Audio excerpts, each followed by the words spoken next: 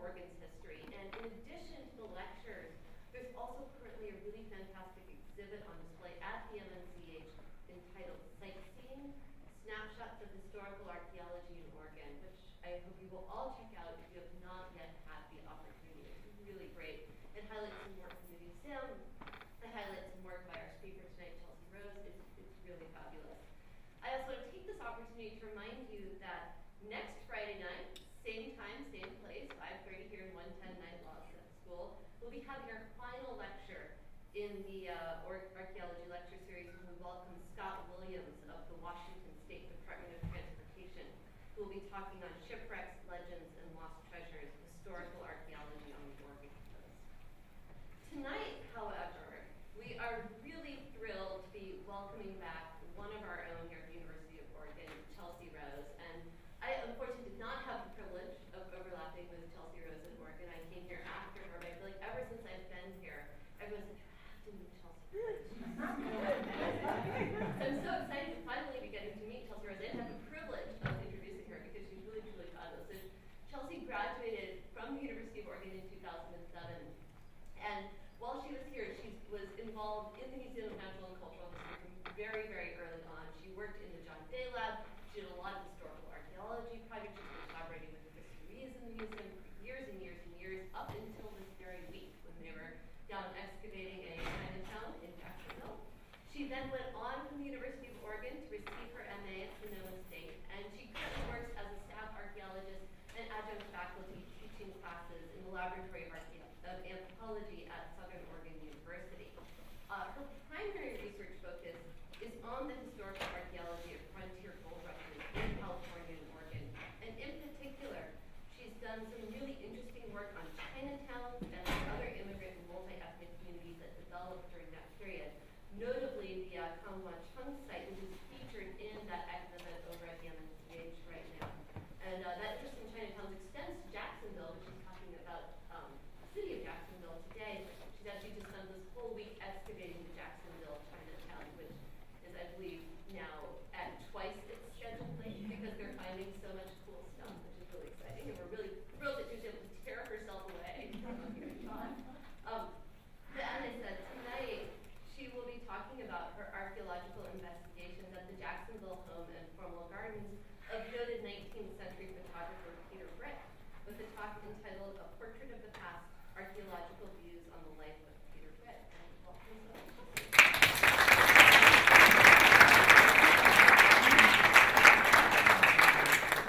Thank you so much. It's an honor to be asked to speak at this, and I always enjoy coming home to the U of O, so thank you. So I'm excited to talk about Peter Britt. We did this work a few years ago, but this is the first kind of formal talk I've given about this, so you guys are the first to hear this. And he's kind of our famous guy down in Southern Oregon. You know, we all know who he is. Everything's named after him, but he's maybe not so well known outside of Southern Oregon. But he was, so I'm just going to assume not everybody knows about Peter Britt. He was a photographer. He was not the first frontier photographer, but he was one of the ones that really stayed. A lot of people came through with their cameras, took some photos, and moved on. And he came to Oregon pretty much at the beginning of the gold rush, and he stayed until his death in 1905. He's been credited with taking the first photograph of Crater Lake, and it was instrumental in the lake, this national park being formed. He took a lot of photographs of the important events in early Southern Oregon, and some of these are not only of interest to us in Southern Oregon, but they also really display some important information about 19th century life. Of course, he took a lot of photographs of the famous big names down there. This is C.C. Beekman, one of the bankers.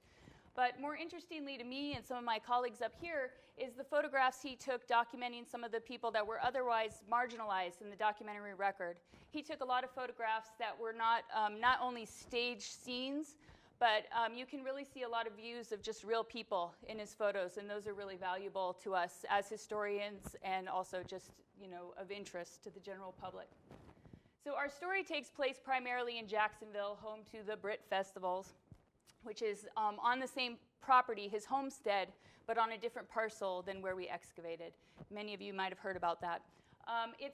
This town is 5 miles west of Medford, and it's unique in that it's one of the earliest historical landmark districts on the West Coast, and it's been preserved through neglect. It's almost been a ghost town over the years a few times, and so as a result, we have these beautiful buildings that have survived that we can enjoy now today, and of course, archaeology. But our story starts in Europe, in Obstallen, Switzerland. I'm not sure if I'm pronouncing that right, where Peter Britt was born in 1819. He immigrated to America with his family in 1844 after the death of his mother. But he never quite forgot this place, of course, so it's a theme throughout the talk tonight a little bit, so kind of remember that. And he ended up in Jacksonville.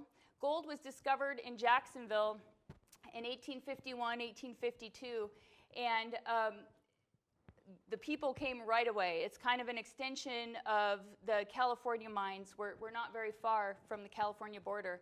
So people were there right after the discovery. Peter Britt made it in 1852 in the fall. And the story goes he came with a hand cart filled with photography equipment and $5 in his pocket. He had come from, when he first came to America, they settled in Highland, Illinois, which was a Swiss colony, and maybe still is, I think. And most of his family stayed there. Him and a brother came west and ended up in Jacksonville. And I'm going to try to use the pointer thing. Do you think it's the red line? Okay, there we go. This is his house. This is 83, so much later. But he came and he settled on a knoll kind of overlooking the town right here. And that's where the Brit Festival still is. And a lot of the great early photographs of town were taken from up here looking over Jacksonville. And Jacksonville doesn't really look that much different today, actually. So the house, Peter Britt lived there until his death, and then the house went to his children, neither of whom married, and who died, Molly, his daughter, died in 1960, 1950 something. And all of the estate, the Britt family estate, was divided to various charities. And the county eventually ended up with the property where the house was. And the house burned to the ground in 1960. And in 1976, the county got a grant to do some restoration on the park. And they kind of made a rough outline of what the foundation of the house would have looked right here. And they put walkways, lights, a lot of stuff like that. And this was done under the guidance of Marion Ross from here. And they did a really great job. They were very preservation-minded about this. And, throughout our project, a lot of the stuff that I had assumed was modern disturbance, they really left stuff in place. And they kind of gave a buffer to the actual foundation when they built this. So we were very lucky that a historic preservationist was keeping a close eye on that. And then comes Chelsea with the backhoe. But we did some testing out here. This was, we were called in because the city ended up with the land. The county transferred the land to the city, and they wanted to update the facilities. This is not only kind of the gateway to the Brit Festival, but there's a huge trail system out behind there, so there's a lot of use on there. And they wanted to improve ADA access, redo lighting, that kind of stuff. So in order to do that, of course, they had to consider the archaeological resources on the properties, which is where we come in. So this is a rough map of the site as they envisioned it. They spent a lot of time and energy doing some great research into the plants that were in Peter Britt's garden and how that landscape was situated. And then they kind of figured out the best way to put, stairs, and they were going to, at one point, this was going to be like a tasting room. The whole park idea got pretty grand. Oops, sorry. And it never happened. Most of it was canceled. They were launching this right when the economy crashed, so the timing was kind of unfortunate. But we had already done archaeology by the time that was determined. So what we did first was we did a grid of test units out there to kind of see the types of resources that were there across the land. And we did a lot of documentary research as well to see where buildings could have been and how the space was used. And based on that, we determined some areas that were of interest to go back in and do bigger excavations. So those were some of the areas of interest. Was this right here was a midden in an odd spot, I thought, at the time, because when you see these photos I'm going to be showing you, the way the Formal Gardens was oriented, First Street is right over here, but there was all sorts of stuff going on down here. So it was a weird place for a garbage dump, which is what we call a midden. There was another midden back in here, which made a little more sense when you consider the orientation of the house. And we were calling that the kitchen midden. And I'm going to be referring to these throughout the talk tonight. And then, of course, we were interested in the house. This was the original footprint as it was when it burned in 1882. Well, the house that was built in 1882 when it burned in 1960. And then over here was another building we were kind of interested in. So, and as part of this, because this was right downtown Jacksonville, right in the thick of things, we did a lot of public archaeology so that there could be some transparency about the project. We could get people excited about it and do some education at the same time. And if anybody's been to the Brit Festival, a lot of people line up along the stairway that goes right through this park so that they can get good seats. And so during a lot of this, there was literally people just sitting there camped out until the doors opened, and they just watched us all day. So we did all sorts of public archaeology on this one.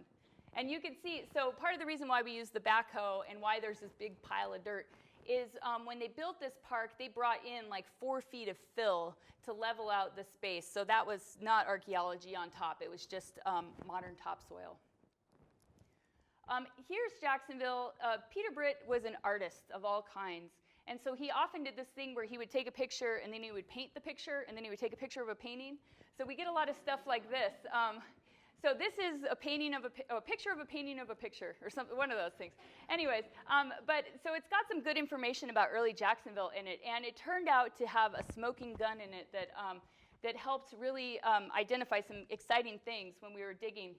I was telling you about that odd midden we found that had some of the older stuff in it, and it was kind of up in this area.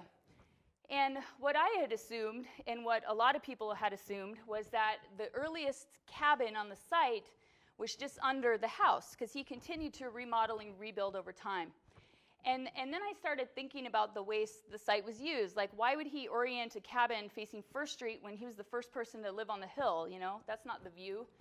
So the more I thought about it, the more I started to think maybe the cabin was in a different spot. And so I went back through a lot of the documents and found reference to people said, oh yeah, when he built his house, he would use the cabin as a root cellar. So I re-looked at a lot of these photos, and sure enough, here's this dugout cabin thing, and that was the original Peter Britt cabin from 1852. So that was a pretty exciting find. And it'd been right in front of our face this whole time, and nobody had realized it. This is a pretty common photo. And so when we went back in to do archaeology, we targeted that to see if we could see, because that was in the footprint of some of the disturbance they had planned. And sure enough, we found this really interesting pattern of post holes. And also, one of the things that was interesting was there was this shape dug into the hillside there that they had left. They had never messed with during all the renovations, and that likely was part of where the cabin was dug into that hillside. Now, one of the weird things about this is these post holes are kind of a weird thing for a log cabin to have. And so we've had students doing some work on looking into vernacular architecture and some of the different building types, maybe some building types that were common in Switzerland that Peter Britt could have brought with him, and that could have influenced his building style. So far, we've got a few leads, but nothing too exciting. But my hope is that what I really want to do is build like a three-dimensional model and make it, you know, what all these posts would have looked like, and then maybe that'll help us interpret how this, what the heck these post holes mean. So this is the house that Peter Britt built in 1856, and it had already, at this time, he was already doing photography and had a little studio, and usually you can kind of recognize his studios because he had these skylights. And he added on to this building over time a little bit here and there, kind of added a little shed addition off the back here. But what's really interesting about this photograph is this is First Street, you know, just coming in. And this hill up here where the Brit Festival is now, which is very well landscaped, this is just right after he logged it. So this building, or this photo has a lot of interesting information about how the development of the block first started, and it provided us with some good clues. Here is the house in the 1870s. Peter Britt brought his wife out And there's kind of a kind of romantic story about this. When he still lived in Switzerland, he was in love with this girl, and her father wouldn't let her marry an artist, a no-good, starving artist. And so he ended up coming to America without her. And then when he lived here and was established, he got a letter from his brother saying that she had been widowed and she was left with a son. And so he wrote a letter to her and sent her money and said, you can use this either to go home or you can come out west and be my wife. So she chose to come out and join him, so kind of romantic. And so he built a big house to accommodate that. And in addition to expanding the side, he started to get some of this bling-bling on here, some of this gingerbreading, and added all sorts of fancy things to make the house look nicer. And this is really the turning point. And when this transfers from some guy that's interested in plants to this like deliberate formal garden. And you have to remember, this is, 1860s, 1870s in Jacksonville. This is still pretty much the frontier as we think of it now. There's not a lot of landscaping. And he really was very innovative. There wasn't other people growing grapes at this time. He's one of the first people to import grapes. And this is one of the first vineyards in southern Oregon, right here, which actually, by the way, there's where that weird midden was. So, he really started developing his property pretty early on. By 1882, and this is after his kids are grown up, his son, Emil Britt, goes to San Francisco to also study photography. And when he comes home, Britt adds another wing onto the house so that he can join his father in the business. And so this is the final incarnation of this house. And so it's kind of an L shape now, and the cabin is behind here. And you can sort of see pictures of it in some of these photographs.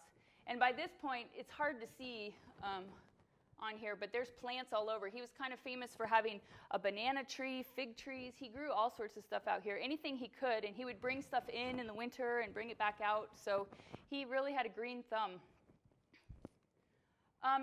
So one of the things, though, you would think excavating the homestead of a photographer, anything you were interested in would be photographed, but not so. He was also an artist, and just like today, photographs are deliberate things, even more so back then because you had to really set up a shot. It wasn't a snapshot. It took sometimes like a minute or more to get the photo. So, the stuff that I'm kind of curious about, like what's behind the house, where's the privy, he didn't photograph that. So I had to get creative and do, photography archaeology. And so I would take these photos. I took photos from the courthouse cupola that was built in the 1880s because it's the highest view looking at Britt's house. And this is actually from the cemetery across this is now Highway 238. So I was like, oh, that's his house. What the heck is that? So we zoomed in and saw this thing here. And that was another giant building. And that's right where we did some of our excavations.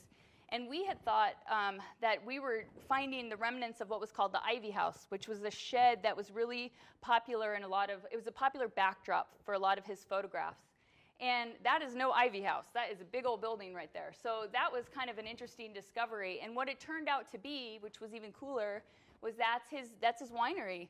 And he had 2,000-gallon redwood tanks in there. And this was built in 1888, I think, pretty early on. And this is just one example of a lot of the stuff we figured out through his photos. And then, over the course of these excavations, we recovered thousands and thousands of artifacts. It's a really rich site. And they've really helped us kind of start to get a picture of the life of the Britt family. One of the really great things about this site is Peter Britt built this house. His whole family lived there, and then when they died, nobody else lived there ever. And then it became an archaeology site. So anything we find, we can say with a lot more confidence than we usually can who used it, what's the context of this artifact, which has been pretty exciting. So throughout Peter Britt's career, he was kind of a Renaissance man, and he did a little bit of everything. And like everybody else that went to Jacksonville in 1852, he tried his hand at mining. And he was terrible at it. And the story goes, who knows if it's true or not, but that he built a sluice box, which is how you did placer mining, and you kind of rinsed out the gold. And there's these things called riffles that catch the gold, and everything else goes down. Well, he put the riffles in upside down. So, so he was terrible at it. But he was smart enough to recognize that. So what he did was he ended up working in partnership with other people, and namely the Chinese miners that weren't able to maybe obtain a mining claim under their own names. He would partner with them, and then he would say, here, this can be in my name, you mine it, and I get 10%. And that ended up being pretty lucrative for him. But we found a couple of mining pans in one of the garbage dumps, and I like to kind of picture him being like, these things, I'll never use them, throwing them away, because they were perfect. Or his wife saying, get rid of those. Another occupation he had right after mining pretty early on was a mule skinner. So he was a packer, and he traveled from Jacksonville overland to Crescent City, which was one of the main ways that goods got into Southern Oregon at this time. And if anybody has taken 199 now, it is not an easy road in a car. And every time I drive down there, I just think, oh my gosh, with a string of pack mules, how would you even do this? They didn't have wagons, so they could hug the contour, but it was tough. And he did pretty well at this, but it was such hard work, he kind of got over it. But unlike a lot of the people, yeah, he decided to go back to photography, more fun. But unlike a lot of the other people who would just mainly have a freight service, Peter Britt would go there, he would buy all this cargo, carry it back, and then sell it himself. And one of the things that we found that kind of could be linked to this, we found some like possible horse tack or, but it's hard to say. But this pipe here, this face pipe, and I have to apologize for the photographs. We've been out on this dig in Chinatown, twice as long as we thought, and I didn't get the good photographs I wanted. But hey, I'm not Peter Britt. He's the one with the photography skills.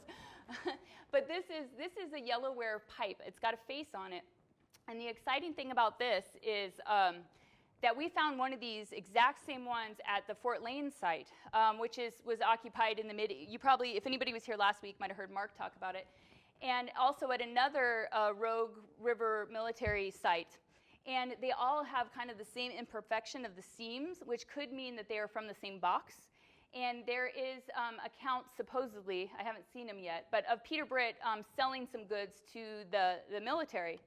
So that's a pretty exciting thing to have linked to all these sites in the mid-1850s that maybe is a remnant of Peter Britt's years as a pack mule or mule skinner.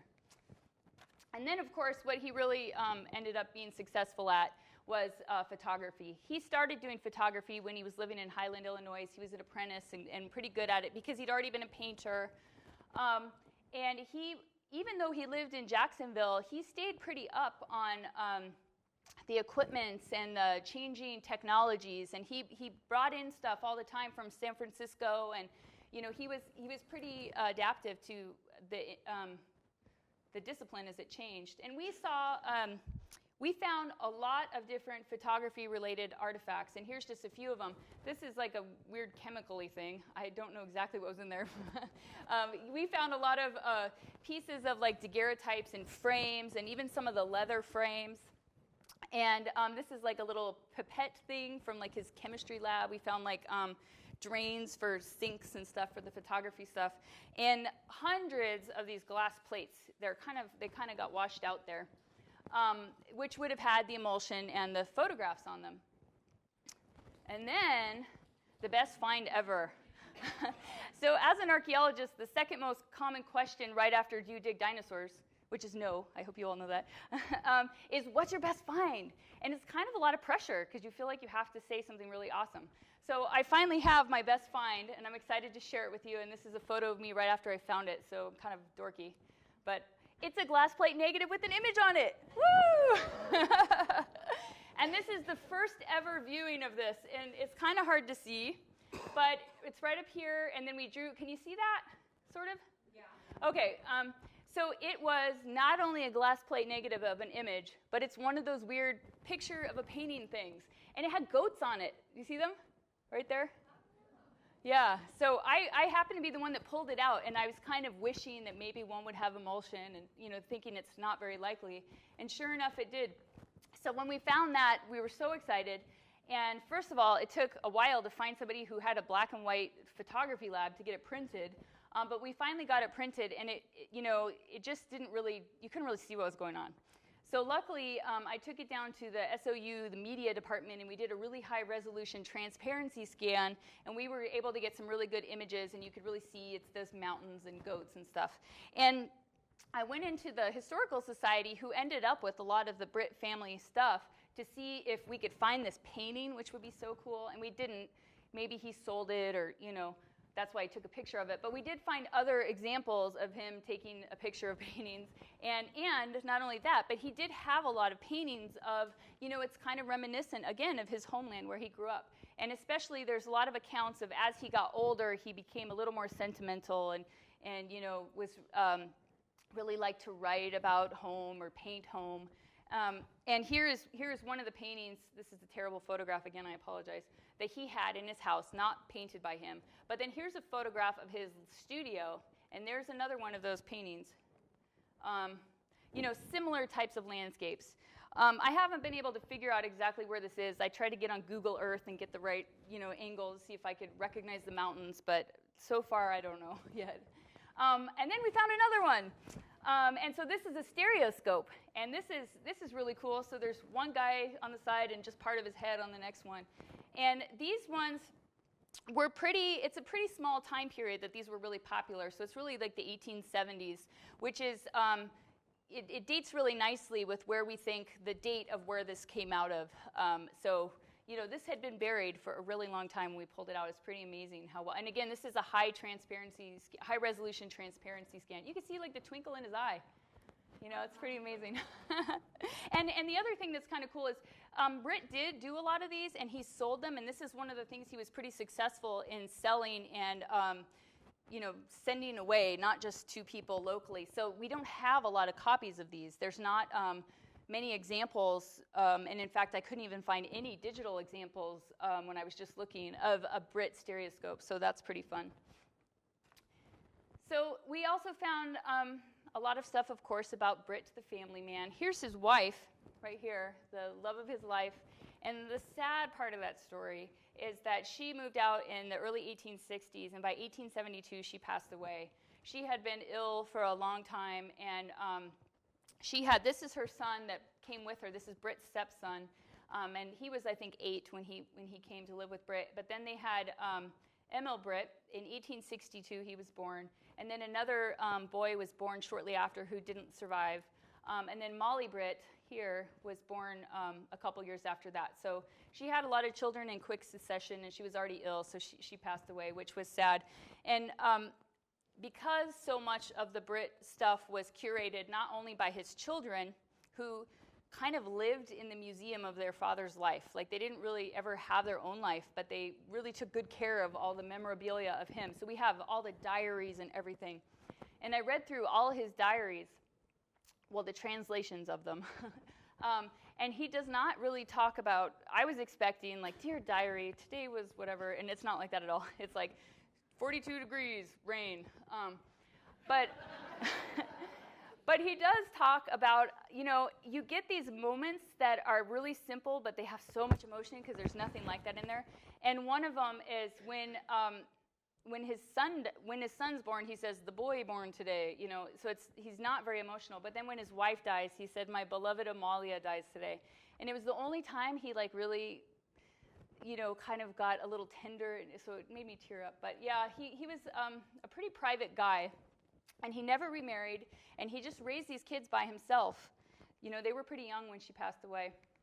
But we do have an insight into their life. In addition to the diaries and all that stuff, the Historical Society down there has a lot of their stuff, like their tablewares, their porcelain, their knickknacks and things like that. And so they had a really great exhibit at the museum down there, which no longer exists, but all about the Britt family and the parlor and stuff. And it's a great view of what the Britt parlor was like, what they showed the outside world.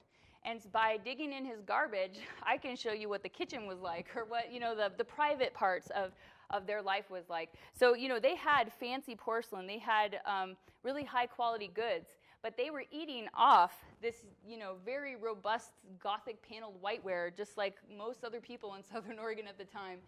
This is what we find in the assemblage and what really reflects everyday use.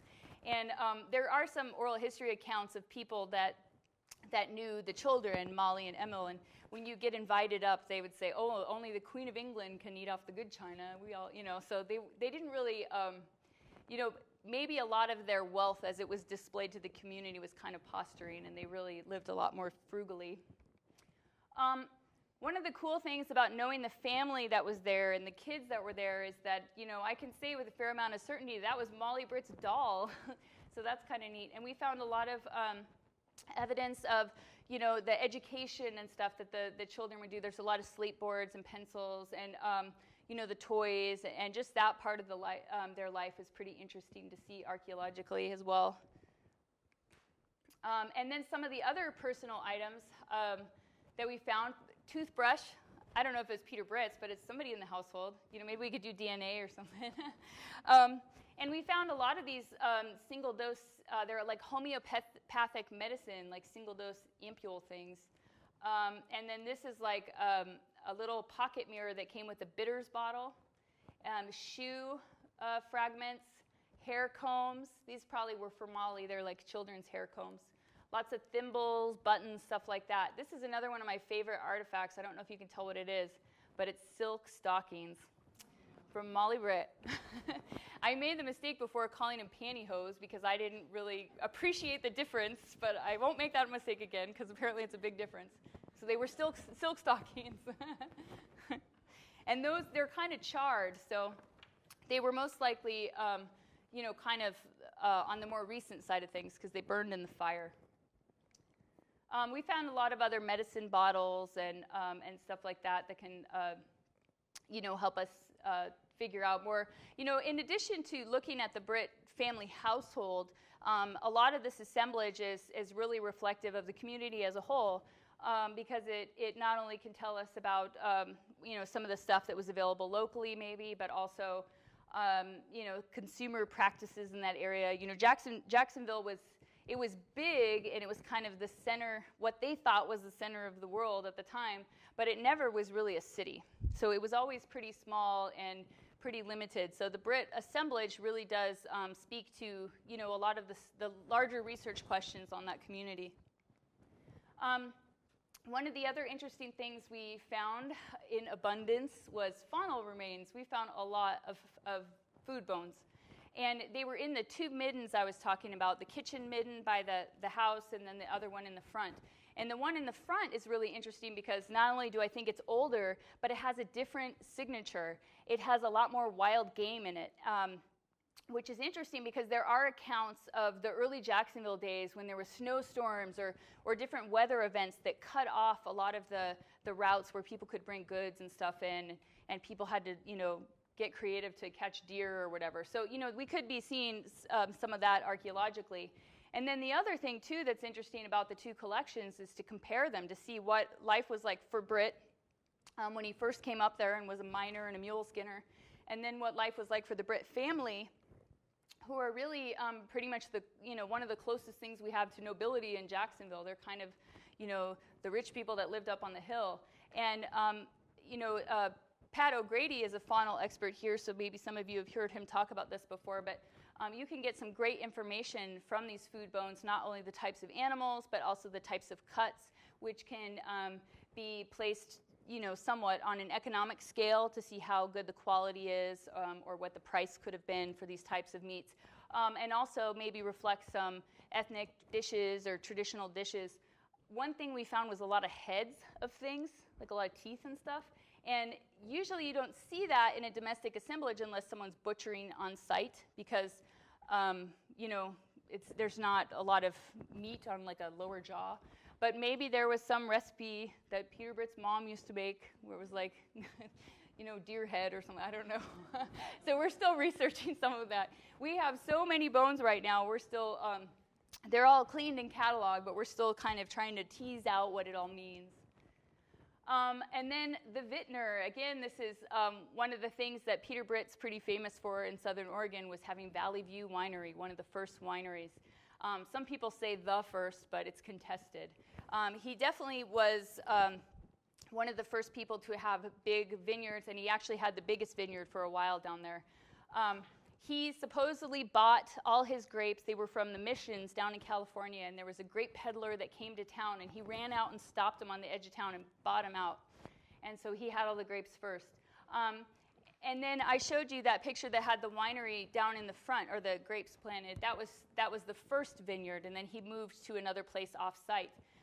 And he got pretty big, and there's stories of people going or sending their kids to his basement and like filling up jugs, for a quarter, and he got busted for taxes.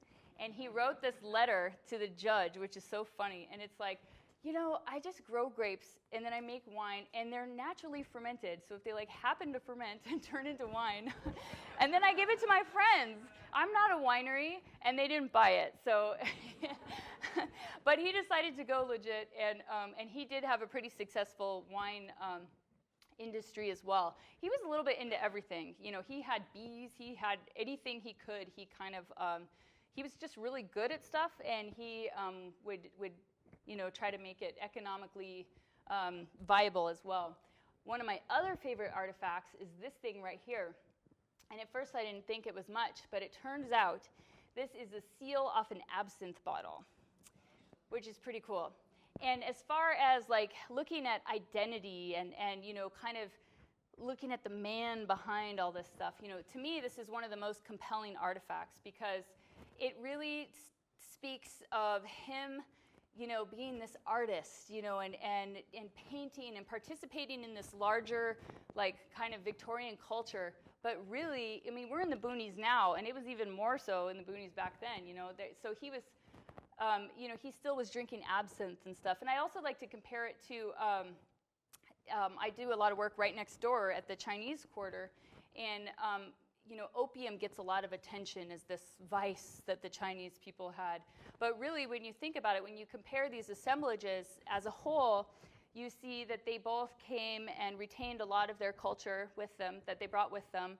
They were interested in eating, foods that were familiar to them, and they were interested in engaging in social activities that were familiar to them. So the Chinese might have been smoking opium, but Peter Britt was right up the hill drinking absinthe. So, and then one of the other things he's really famous for is, being the father of agriculture in Southern Oregon. And Southern Oregon, that's really one of our main industries down there. Peter Britt planted some of the first fruit trees, and he was big with pears, of course, which is what, Harry and David came later to be part of that legacy. And he was, he didn't just think, well, it's cold here and it snows, I won't try any of that stuff. He just would try it all. And he subscribed to all sorts of catalogs, and, they've got all this stuff in the Historical Society, all these different plant catalogs he would go through and pick stuff. And he had a solarium, so he would bring stuff out and bring it back in, and he built things around stuff to protect it in the winter. And he grew some really neat stuff. And supposedly the walnuts down there were introduced from a seed that was, in a plant he bought. And, so there's a lot of history with him doing that. He also served as a meteorologist for many, many years, and his son took over when he passed away. Every day, remember those diaries I was telling you about? The weather, rain, So they've got these, they had a little weather station there, actually, and they recorded, and I don't know, I know people know about that, but somebody wanted to look at climate in Jacksonville. It could be a pretty interesting project just using his stuff. As far as artifacts related to this industry, we found a lot of flower pots, and this was an axe found in his orchard. That was kind of fun. But these flower pots, a lot of them are the locally made redware by Hannah Pottery, which was a potter just east of Medford. And there's a newspaper story of this Hannah Potter having his wagon full of pots and driving through town and, selling what he could, and then selling the whole wagon load to Britt for a deal so he didn't have to carry it all the way back across town. So we found about a wagon load of pots out there. And one of the really cool things about that is we were able to work with the descendant of that family, and she came out and brought us samples of what she had, and we compared it to this, and she was pretty excited to be able to see some of this stuff coming out of the Britt site as well. So what's next? So this is the one part of that project that actually happened. They made a nice walkway to make the trail system a little more accessible.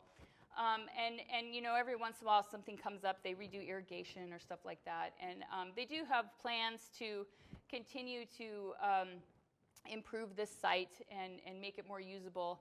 And hopefully some more interpretive panels and stuff like that. And as far as we go with the archaeology, we have so many artifacts that we're still, they're all clean and cataloged, and now we're trying to tease out all the different research angles. And we're currently working on grants to do some more work with the faunal.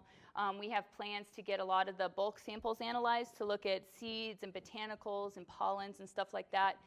There was a plant historian that did a lot of research into what Peter Brick grew, but of course, looking at pollen could really help, add to that research, which would be really cool to see what could have been growing there at the time.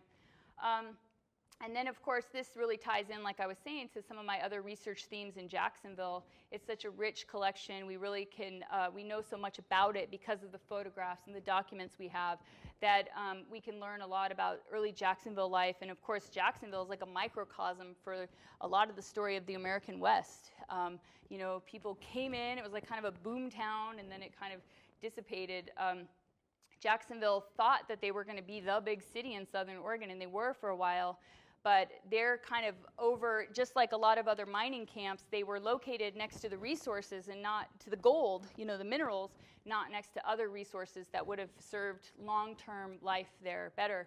So Medford was easier for a railroad to get to, and that's why Jacksonville kind of survived through neglect. It didn't get, rebuilt over the years. So there's more archaeology to come out of this. So I'd like to open it up for questions, if anybody has any. Yeah? Have you, in all of your digging around there, have you dealt with any Native American artifacts?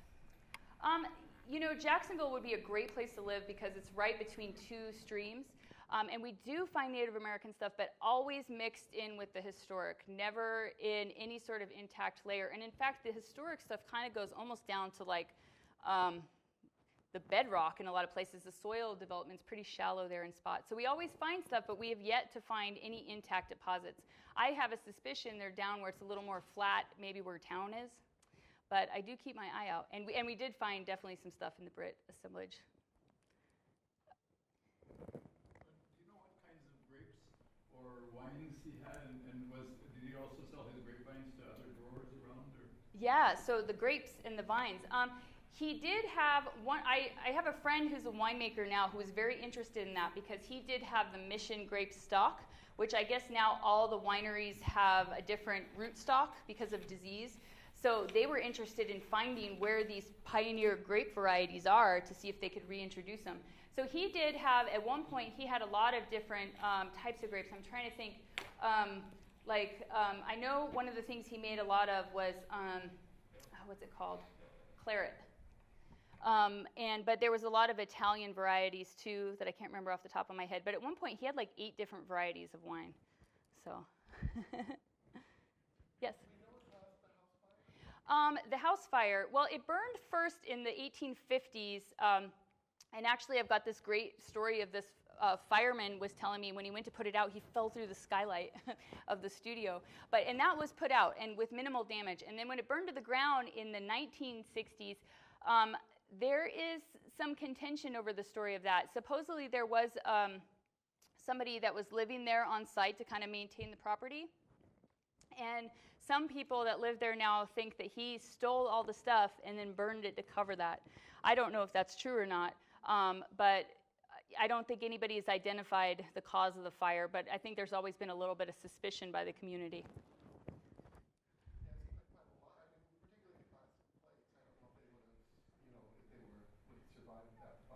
Yeah, well, the glass plates were found in the midden outside of the house, but we did do quite a bit of excavation within the house, and there, it was really burned. We pulled out pounds and pounds and pounds of this wire-reinforced glass that actually was his skylights.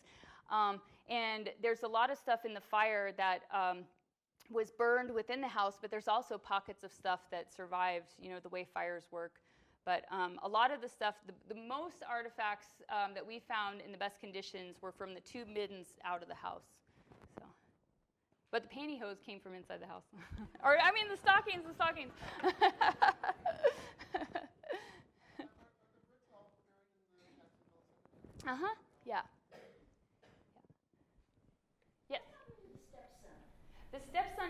Grove. He never married either, and he worked on the land. He was really involved in the horticulture aspect, and he died in 1898, I believe, of consumption or some kind of illness like that. Yeah.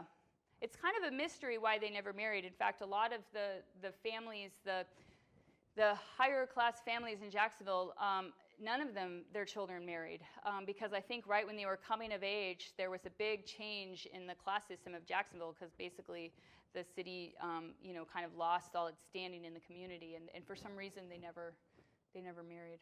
So the Brit children were part of that. So. Yeah. Was he familiar with any of like the Columbia River Curtis photographers, like Curtis or what's his name? Watkins? No, there were several of them up there. I don't know how he worked with his colleagues. I do know he had a lot of connections with San Francisco. That's where he got a lot of equipment from. That's where he sent his son to be trained. And that's where I hear a lot of the photography back and forth going. But you would think, yeah, there was a lot of great photographers at the time. And the photographer that worked in even just over on the east side of the valley and documented the Modoc Wars and stuff. I don't know. So There wasn't any consortium with these people. Of course, that was a time when photography like that was really coming of age, too. Yeah, and like I said, he was unique in the fact he didn't really travel with his trade. He kind of set up shop, and he did go on out and explore. And to take that photo of Crater Lake, it's pretty amazing when you hear the context of it. He had to load up a wagon. This is before there was really roads out there, and they had to go all the way out there in a wagon. And then when you took the photo, you had X amount of time to develop it before you had to develop it right away in your wagon. And so you had to control for a lot of variables. And the first trip all the way out there, it wasn't successful. So they actually had to come all the way back to Jacksonville and go all the way back out there. So he went through a lot of effort to get some of these photos. And there are photos of out in the mines and the kind of picnics and stuff like that. But he really did stay pretty close to home.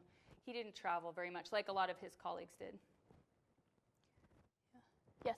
Was he sociable in the community? Part of other groups or churches or anything like that? Yeah, so he did interact in the community a lot, particularly with Swiss German or German members of the community. He did a lot of fraternal organizations and groups like that, that a lot of it was where people were speaking German. He was, I think Stammtisch is one of them. But I think he was like the Order of the Red Men, maybe, was one of the fraternal organizations he belonged to. I don't think he was particularly religious. And he was kind of, I think he was a pretty guarded person. Like he wasn't, I don't know how friendly he was, but he was pretty socially active. His children ended up being pretty eccentric, but they did serve very active roles in the community, but they also kind of always kept themselves a little bit separate. And I think that's kind of how the family was in general, pretty private. Yes?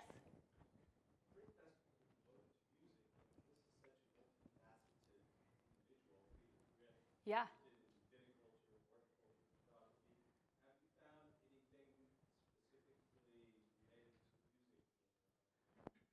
Yeah, music-related artifacts. I think there's part of a harmonica, but not really. I think there might have been an account of they had a piano, and I think that I remember it was quite a deal to get the piano up there. And I think maybe they did like music nights there. I'm trying to remember. But archaeologically, we haven't found much to do with that. And the Brit Festival, they chose that hill, the founding members, because it's the kind of a natural amphitheater. And even at that time, it was pretty much in ruins. And where the Brit Festival is now, the stage, was where the barn was, basically. And so they chose the name because they were on his homestead. But I don't know that he had very much to do with music. They were pretty... Molly Britt, I know, set up a lot of scholarships and stuff, and I think they were pretty active and stuff like that. So maybe the music tie is more with the kids, some of that, yeah. Yes? Questions. Sounds like something's been built over where the stable or horse barn was. If not, have you been able to excavate in that area? And second of all, have you found tonnage, either international or West So the first question, did we work in the stables? So the stables are up in the part of the property that is leased by the Brit Festival. So we haven't been in there yet. And as far as, and I did do a little bit of work along the road in there, actually, and it looks like there's a lot of fill brought in, which is good news for archaeology because it's protected, maybe. But, there's not much, it's not, the easy touch that was down on the part we were working at hasn't necessarily been had up there. That, they really developed that space for the music festival there, so I'm not sure what kind of archaeology survives there. As far as coinage goes, we did find some old Chinese coins, not the kind with the hole in it, which is pretty interesting. We're doing a lot of metal restoration nowadays in the lab, so we're trying to restore some of these metals so we can read them better. But we didn't find, I don't think we found anything else like that. There are accounts of Emil Britt finding like a $50 gold piece in the garden when he was a kid. We didn't find that either.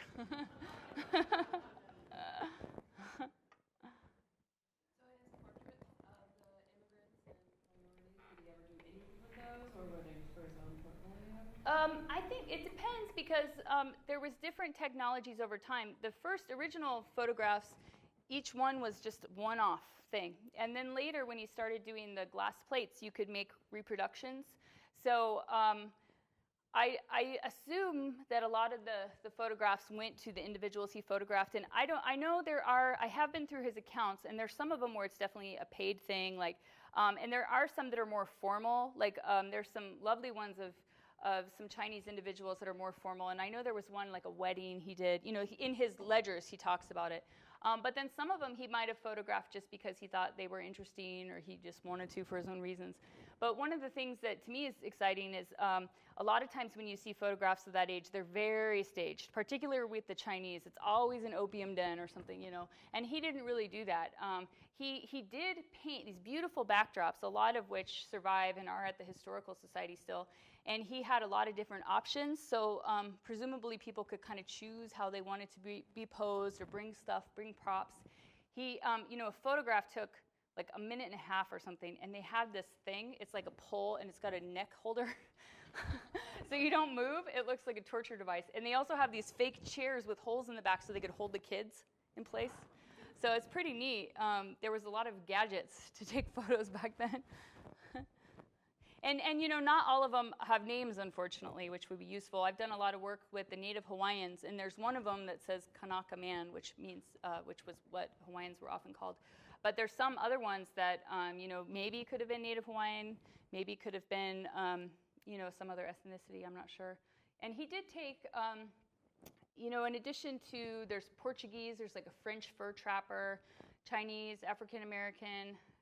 Chris, can you think of any other? Some great Native American ones.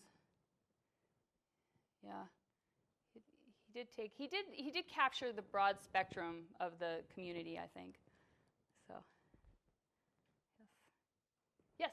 I was interested in this portion, I guess you could call it, of the photograph, then painting the photograph, and then photographing the painted photograph. Yeah. Now, what's the object of this game? Is it commercial or artistic? Well, the only thing I can think of is so he could duplicate it, And in fact, the negative we found not only is of a painting, but it has kind of an interesting border. So I almost wonder if maybe it was like a postcard or something, because he did do postcards and stuff. So maybe that was the easiest way to translate a painting to a postcard was to photograph it.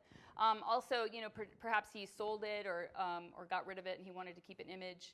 And when I don't really know a lot of the steps that were taken between when Peter Britt took the photographs and how we have so many now. The negative obviously either broke when he had it or he didn't like it, so he threw it away. But, where we found it, he really could have just like thrown it out the window. So maybe that's how it got there. But, the Historical Society and the Southern Oregon University Special Collections have a lot of these photographs, like 10,000 glass plate negatives.